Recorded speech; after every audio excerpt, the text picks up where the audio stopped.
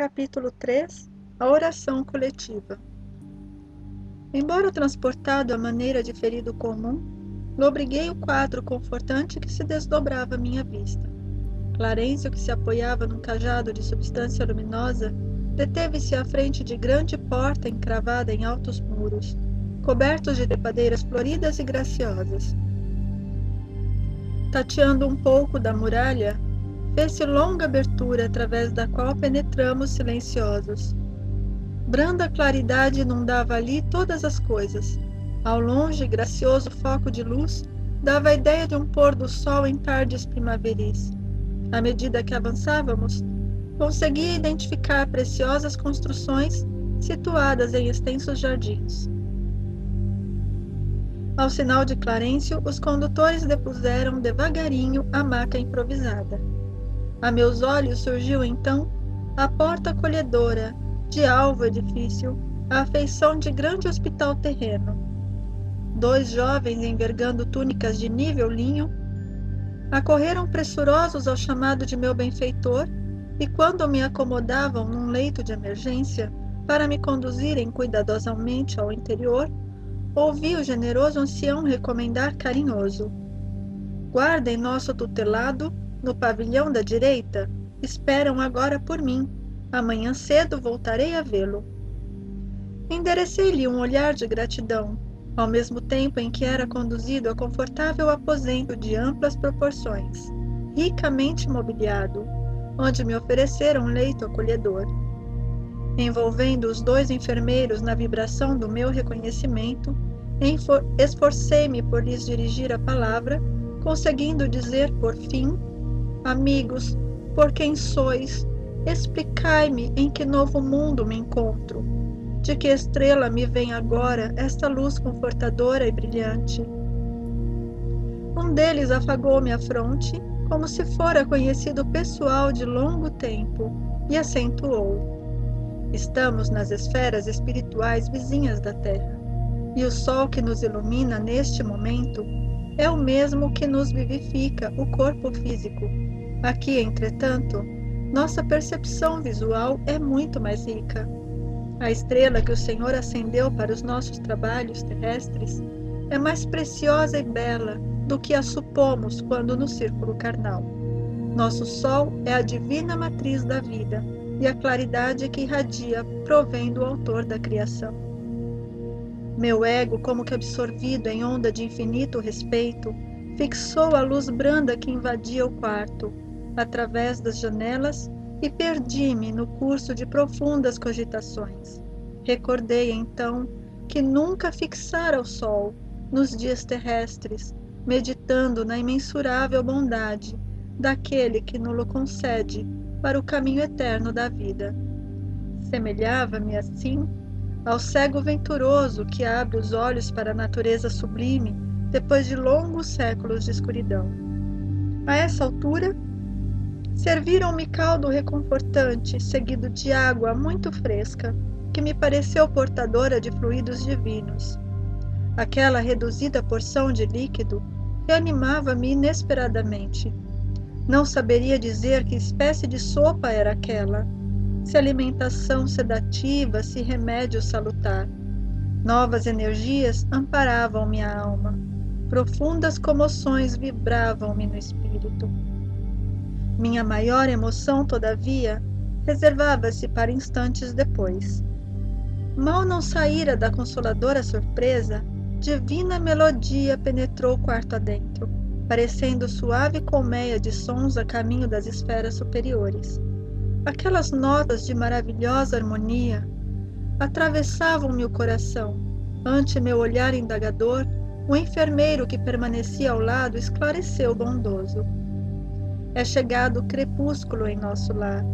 Em todos os núcleos desta colônia de trabalho consagrada ao Cristo, há ligação direta com as preces da governadoria.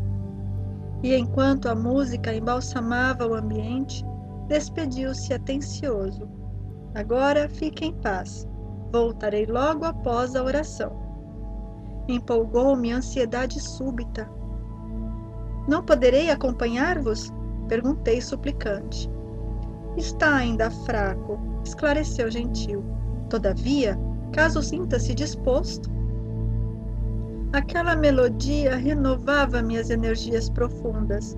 Levantei-me vencendo dificuldades e agarrei-me ao braço fraternal que se me estendia. Seguindo vacilante, cheguei a enorme salão, onde numerosa assembleia meditava em silêncio, profundamente recolhida. Na abóbada cheia de claridade brilhante, pendiam delicadas e flóreas guirlandas que vinham do teto à base, formando radiosos símbolos de espiritualidade superior. Ninguém parecia dar conta da minha presença, ao passo que mal dissimulava eu a surpresa inexcedível. Todos os circunstantes atentos pareciam aguardar alguma coisa. Contendo a custo numerosas indagações que me esfervilhavam na mente, notei que ao fundo, em tela gigantesca, desenhava-se prodigioso quadro de luz quase feérica.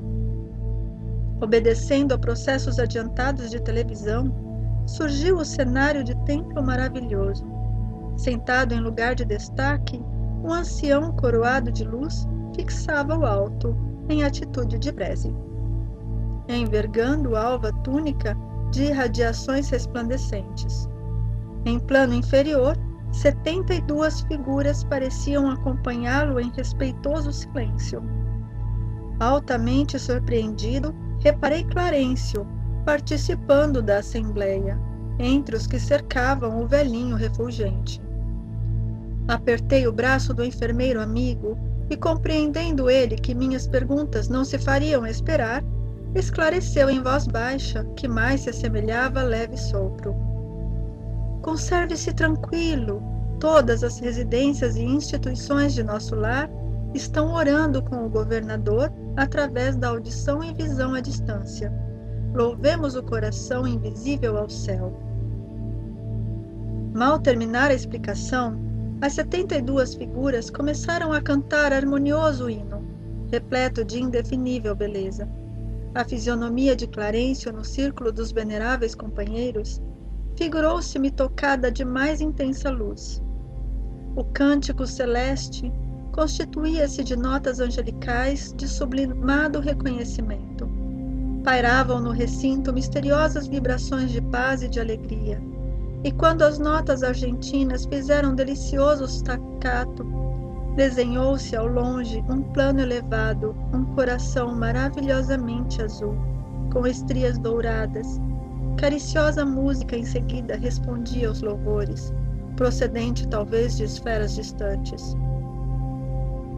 Foi aí que abundante chuva de flores azuis se derramou sobre nós, mas se fixávamos os miosotes celestiais, não conseguíamos detê-los nas mãos. As corolas minúsculas desfaziam-se de leve ao tocar-nos a fronte, experimentando eu, por minha vez, singular renovação de energias ao contato das pétalas fluídicas que me balsamizavam o coração. Terminada a sublime oração, regressei ao aposento de enfermo, amparado pelo amigo que me atendia de perto.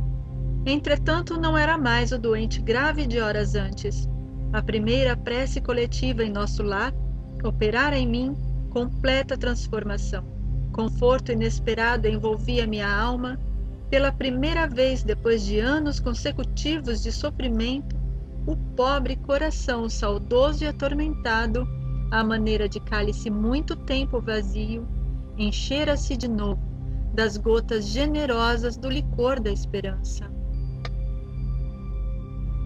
Capítulo 4.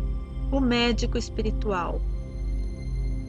No dia imediato, após reparador e profundo repouso, experimentei a bênção radiosa do sol amigo, qual suave mensagem ao coração.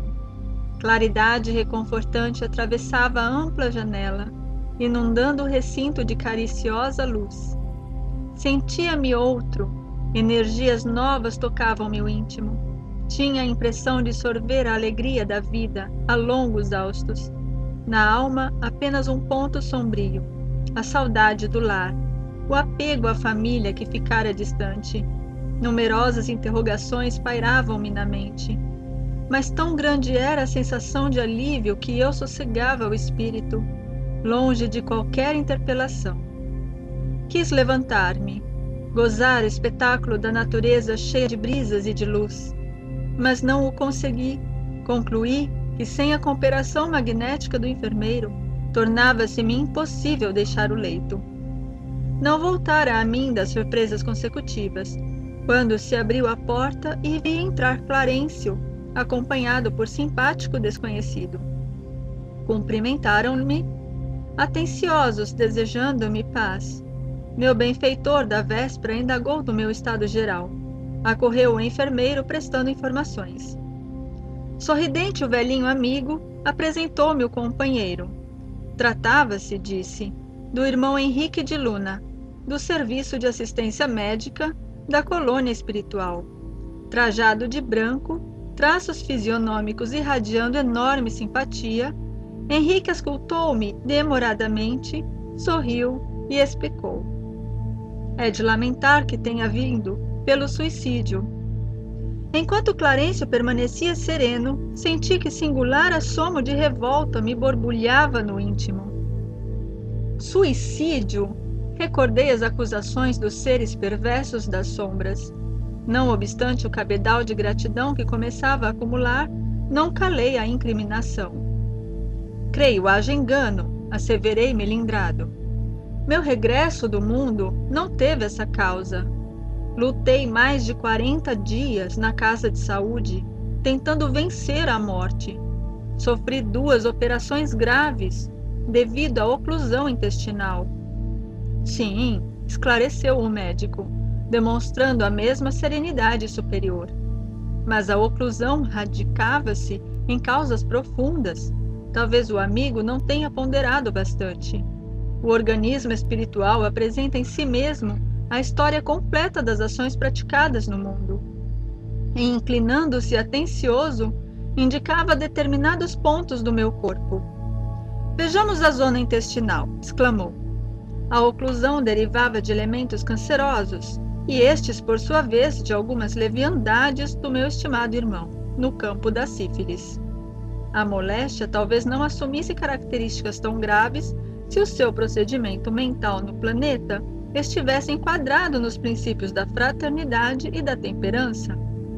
Entretanto, o seu modo especial de conviver, muitas vezes asperado e sombrio, captava destruidoras vibrações naqueles que o ouviam. Nunca imaginou que a cólera fosse manancial de forças negativas para nós mesmos? A ausência de autodomínio, a inadvertência no trato com semelhantes, aos quais muitas vezes ofendeu sem refletir, conduziram-no frequentemente à esfera dos seres doentes e inferiores. Tal circunstância agravou de muito o seu estado físico. Depois de longa pausa em que me examinava atentamente, continuou. Já observou, meu amigo, que seu fígado foi maltratado pela sua própria ação, que os rins foram esquecidos com terrível menosprezo às dádivas sagradas? Singular desapontamento invadira meu coração. Parecendo desconhecer a angústia que me oprimia, continuava o médico esclarecendo. Os órgãos do corpo somático possuem incalculáveis reservas, segundo os desígnios do Senhor. O meu amigo, no entanto, iludiu excelentes oportunidades, desperdiçando patrimônios preciosos da experiência física. A longa tarefa que lhe foi confiada pelos maiores da espiritualidade superior foi reduzida a meras tentativas de trabalho que não se consumou. Todo o aparelho gástrico foi destruído à custa de excessos de alimentação e bebidas alcoólicas, aparentemente sem importância. Devorou-lhe a sífilis energias essenciais. Como vê, o suicídio é incontestável. Meditei nos problemas dos caminhos humanos, refletindo nas oportunidades perdidas. Na vida humana, consegui ajustar numerosas máscaras ao rosto, talhando-as conforme as situações. Aliás, não poderia supor, noutro tempo, que me seriam perdidas contas de episódios simples, que costumava considerar como fatos sem maior significação. Conceituara até ali os erros humanos, segundo os preceitos da criminologia. Todo acontecimento insignificante, estranho aos códigos, entraria na relação de fenômenos naturais. Deparava-se-me, porém, agora, outro sistema de verificação das faltas cometidas. Não me defrontavam tribunais de tortura, nem me surpreendiam abismos infernais. Contudo, benfeitores sorridentes comentavam minhas fraquezas como quem cuida de uma criança desorientada, longe das vistas paternas. Aquele interesse espontâneo, no entanto, feria minha vaidade de homem. Talvez que, visitada por figuras diabólicas a me torturarem de tridente nas mãos, encontrasse forças para tornar a derrota menos amarga. Todavia, a bondade exuberante de Clarencio, a inflexão de ternura do médico, a calma fraternal do enfermeiro, penetravam-me fundo no espírito. Não me dilacerava o desejo de reação. Doía-me a vergonha. E chorei. Rosto entre as mãos, qual menino contrariado e infeliz. Pus-me a soluçar com a dor que me parecia irremediável. Não havia como discordar. Henrique de Luna falava com sobejas razões. Por fim, abafando os impulsos vaidosos, reconheci a extensão de minhas leviandades de outros tempos. A falsa noção da dignidade pessoal cedia terreno à justiça. Perante minha visão espiritual, só existia agora uma realidade torturante. Era verdadeiramente um suicida. Perdera o ensejo precioso da experiência humana. Não passava de náufrago a quem se recolhia por caridade. Foi então que o generoso Clarencio, sentando-se no leito, a meu lado, afagou-me paternalmente os cabelos e falou comovido. Oh, meu filho, não te lastimes tanto. Busquei-te atendendo à intercessão dos que te amam, nos planos mais altos. Tuas lágrimas atingem seus corações. Não desejas ser grato, mantendo-te tranquilo no exame das próprias faltas? Na verdade, tua posição é a do suicida inconsciente, mas é necessário reconhecer que centenas de criaturas se ausentam diariamente da terra nas mesmas condições. Acalma-te, pois. Aproveita os tesouros do arrependimento, guarda a bênção do remorso, embora tardio, sem esquecer que a aflição não resolve problemas. Confia no Senhor e em nossa dedicação fraternal. Sossega a alma perturbada, porque muitos de nós outros já perambulamos igualmente nos teus caminhos. Ante a generosidade que transbordava dessas palavras, mergulhei a cabeça em seu colo paternal e chorei longamente. Capítulo 5. Recebendo assistência. É você o tutelado de Clarencio? A pergunta vinha de um jovem de singular e doce expressão. Grande bolsa pendente da mão, como quem conduzia apetrechos de assistência. Endereçava-me ele sorriso acolhedor. Ao meu sinal afirmativo, mostrou-se à vontade e maneiras fraternas acentuou. Sou Lísias, seu irmão. Meu diretor, o assistente Henrique de Luna, designou-me para servi-lo, enquanto precisar tratamento. É enfermeiro? Indaguei. Sou visitador dos serviços de saúde. Nessa qualidade, não só coopero na enfermagem, como também assinalo necessidades de socorro, ou providências que se refiram a enfermos recém-chegados. Notando minha surpresa, explicou. Nas minhas condições, há numerosos servidores em nosso lar. O amigo ingressou agora na colônia e, naturalmente, ignora a amplitude dos nossos trabalhos. Para fazer uma ideia, basta lembrar que apenas aqui, na seção em que se encontra, existem mais de 1000 doentes espirituais. E note que este é um dos menores edifícios do nosso parque hospitalar. Tudo isso é maravilhoso, exclamei. Adivinhando que minhas observações iam descambar para o elogio espontâneo, Lísias levantou-se da poltrona a que se recolhera e começou a auscultar-me, atento, impedindo-me o agradecimento verbal. A zona dos seus intestinos apresenta lesões sérias, com vestígios muito exatos do câncer. A região do fígado revela dilacerações. A dos rins demonstra característicos de esgotamento prematuro. Sorrindo bondoso, acrescentou. Sabe o irmão o que significa isso? Sim, repliquei. O médico esclareceu ontem, explicando que devo estes distúrbios a mim mesmo. Reconhecendo o acanhamento da confissão reticenciosa, apressou-se a consolar. Na turma de 80 enfermos a que devo assistência diária, 57 se encontram nas suas condições. E talvez ignore que existem por aqui os mutilados. Já pensou nisso? Sabe que o homem imprevidente, que gastou os olhos no mal, aqui comparece de órbitas vazias?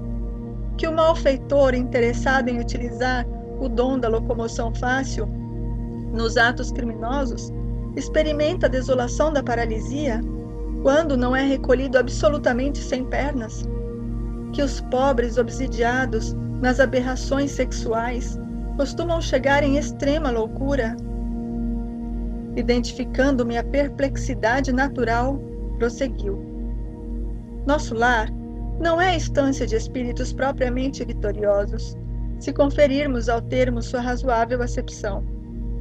Somos felizes, porque temos trabalho, e a alegria habita cada recanto da colônia, porque o Senhor não nos retirou o pão abençoado do serviço.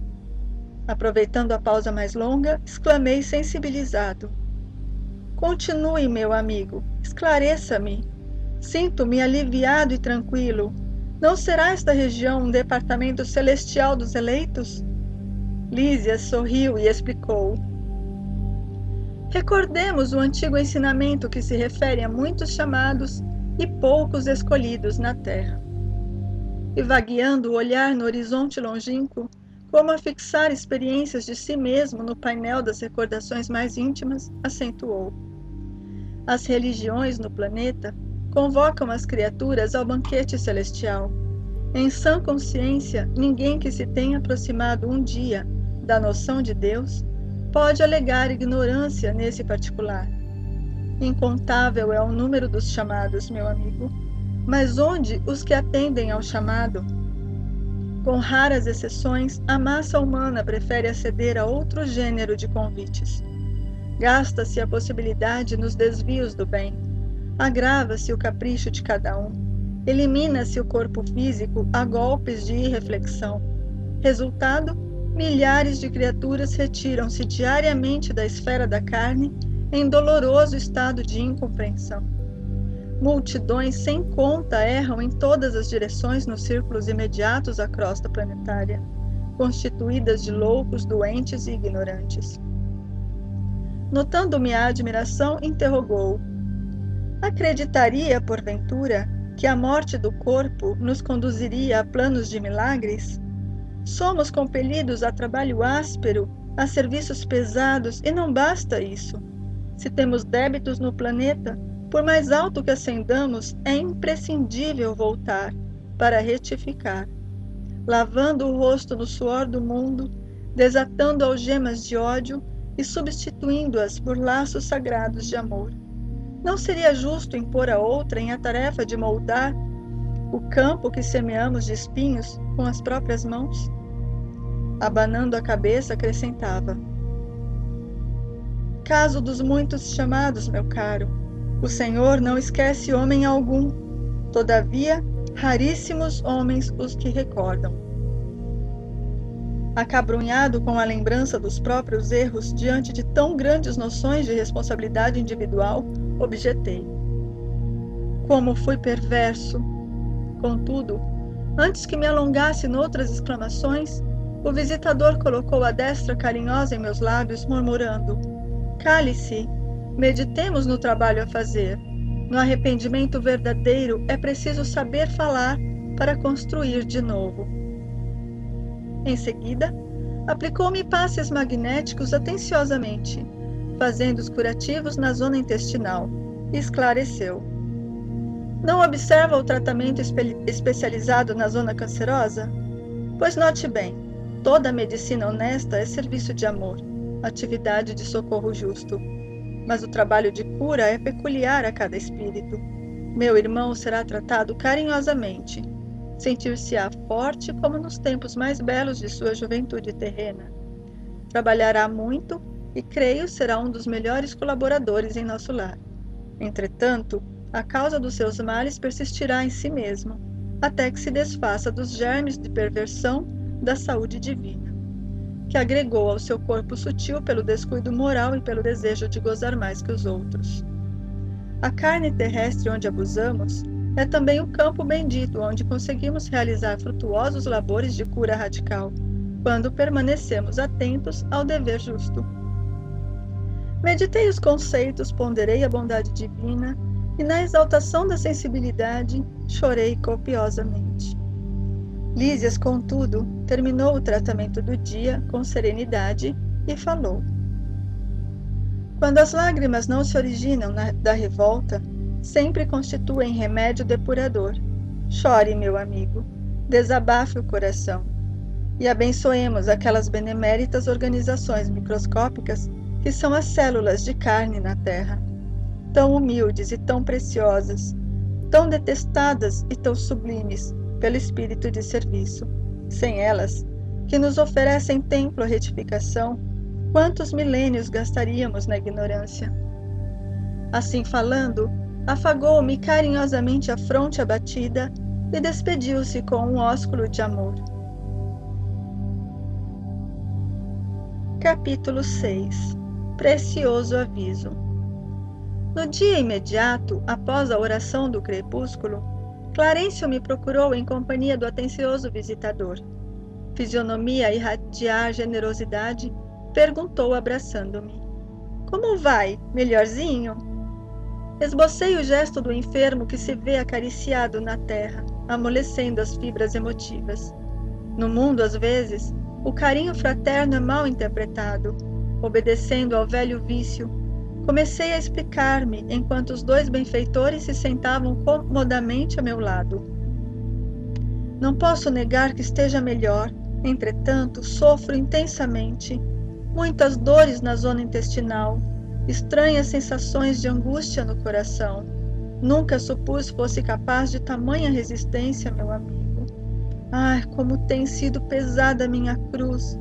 Agora que posso concatenar ideias, creio que a dor me aniquilou todas as forças disponíveis.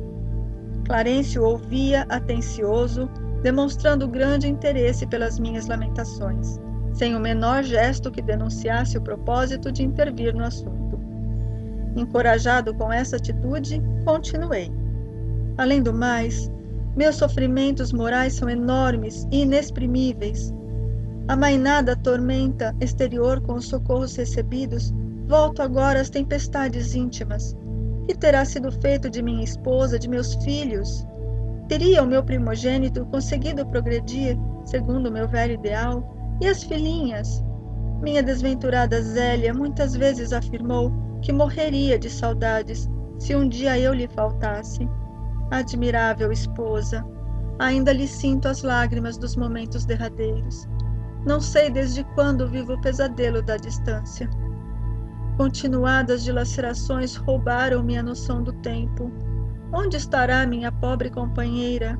Chorando junto às cinzas do meu corpo ou em algum recanto escuro das regiões da morte?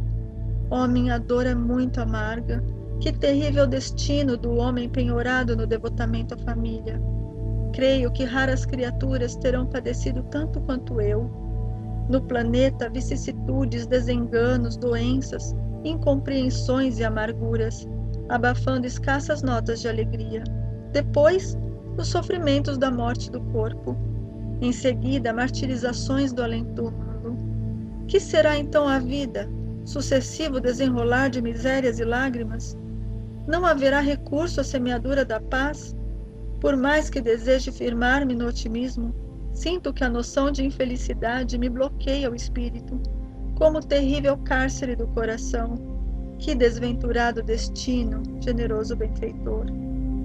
Chegado a essa altura, o vendaval da queixa me conduzira o barco mental ao oceano largo das lágrimas. Clarencio, contudo, levantou-se sereno e falou sem afetação. Meu amigo, deseja você, de fato, a cura espiritual? Ao meu gesto afirmativo, continuou.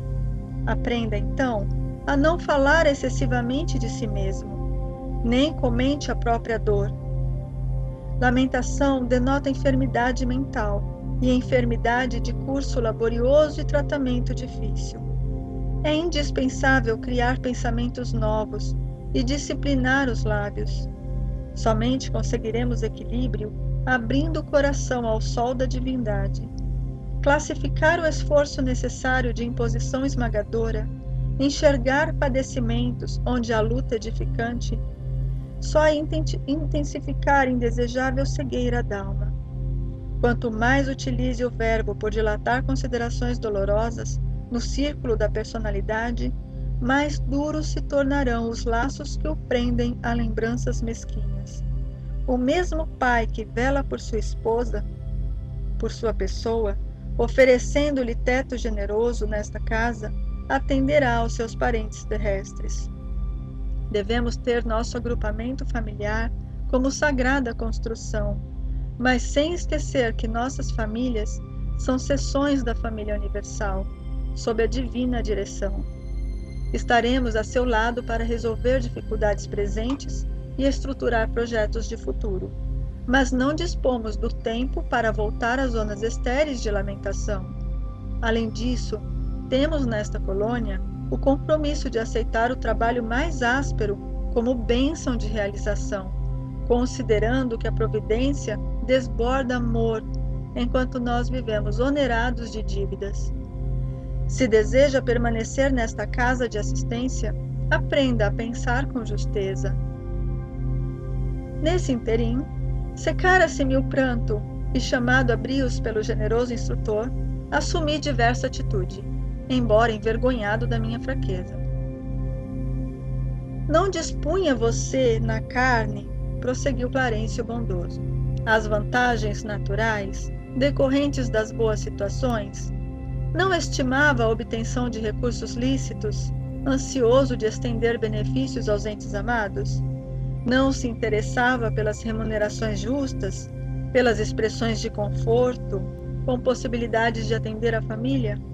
Aqui, o programa não é diferente. Apenas divergem os detalhes. Nos círculos carnais, a convenção e a garantia monetária. Aqui, o trabalho e as aquisições definitivas do espírito imortal. Dor para nós significa a possibilidade de enriquecer a alma. A luta constitui caminho para a divina realização. Compreendeu a diferença?